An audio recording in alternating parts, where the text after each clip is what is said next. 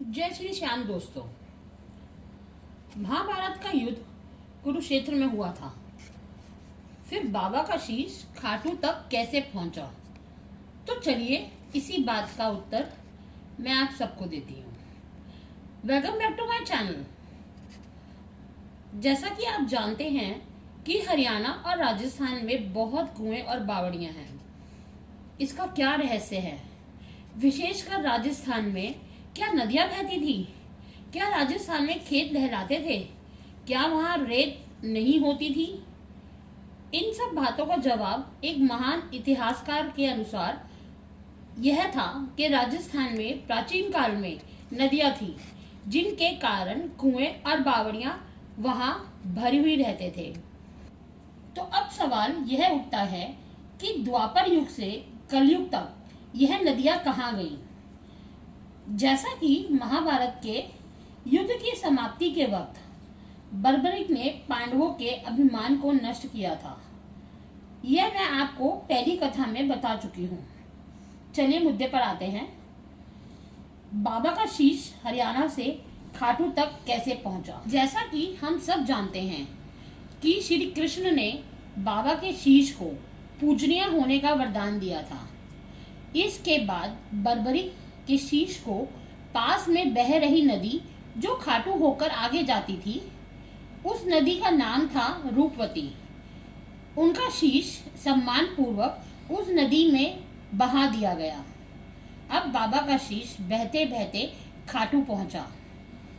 अब यह सवाल है कि अब वो नदी कहाँ है? महाभारत की समाप्ति के बाद अश्वत्थामा कौरव वंश के सर्वनाश से बहुत क्रोध में आ गए थे। इसलिए उन्होंने ब्रह्मास्त्र का संधान किया और यह देखकर अर्जुन ने भी ब्रह्मास्त्र का संधान किया। दोनों के इस सारे विश्व का सर्वनाश हो सकता था। यह देखकर कृष्ण जी ने बात को संभाला और प्रेम व विनती से उन्हें ब्रह्मास्त्र को न चलाने का निवेदन किया। अर्जुन ने ब्रह्मास्त्र वापस ले लिया, परंतु अश्वत्थामा को ब्रह्मास्त्र वापस लेना नहीं आता था। कहते हैं कि अश्वत्थामा ने उस अस्त्र को वहां छोड़ा जिसे आज का राजस्थान कहते हैं, और उस अस्त्र की गर्मी से नदियां और जल स्रोत सूख गए। जो शीश बाबा का हरियाणा से बहता हुआ आ रहा था, वह खाटू में आकर रुक गया और एक कुंड में दब गया। ब्रह्मास्त्र की वजह से रूपवती नदी भी सूख गई, पर बाबा का शीश खाटू जी में उस कुंड में आ गया।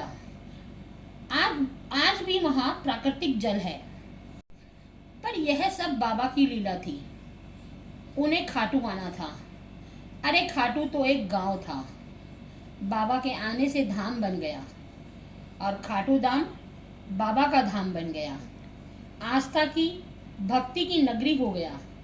आज बाबा के दर्शन के लिए करोड़ों की तादाद में भक्त आते हैं। भक्ति भाव से बाबा को प्रसन्न करके मन चाहा वरदान पाते हैं। मैं एक ही बार गई हूँ, पर दोबारा जाने की इच्छा रखती हूँ। पता नहीं बाबा कब बुलाएंगे, पर आस्था छूटती नहीं, इसलिए उम्मीद टूटती नहीं है। चलिए एक जयकारा बाबा के नाम का भरते हैं।